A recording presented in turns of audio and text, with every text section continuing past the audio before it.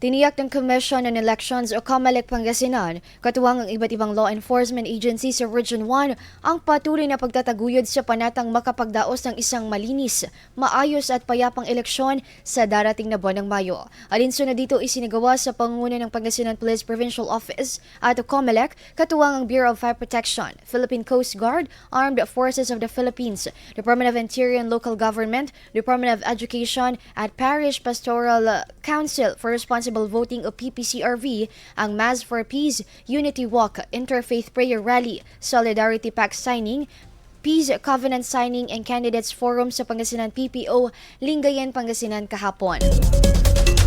Inihayag ni Pangasinan PPO Provincial Director Police Colonel Rollifer Capocyan ang mas pinaigting na pagbabantay sa probinsya, lalo na po ang mga kabilang sa yellow category o areas of concern upang mapanatili ang kaayusan at kapayapaan. Pagbabahagi naman ni COMELEC Pangasinan Provincial Election Supervisor Attorney Oganisa ang kinakailangan at nararapat na patas na halalan, maging ilang paalala para sa mga aspirante lalo at magsisimula na ang campaign period.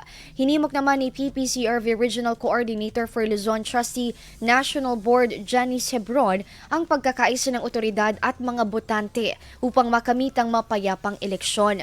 Binigyang diin ito ang pagsasaalang-alang ng dignidad at integridad ng mga aspirante sa gitna ng mga posibleng insidente ng pagbili at pagbenta ng mga boto. Dagdag niya na nakatitiyak ang publiko na mananatiling patas ang kanilang non-partisan organization bilang isa sa mga may mahalagang gampanyin sa darating na halalan.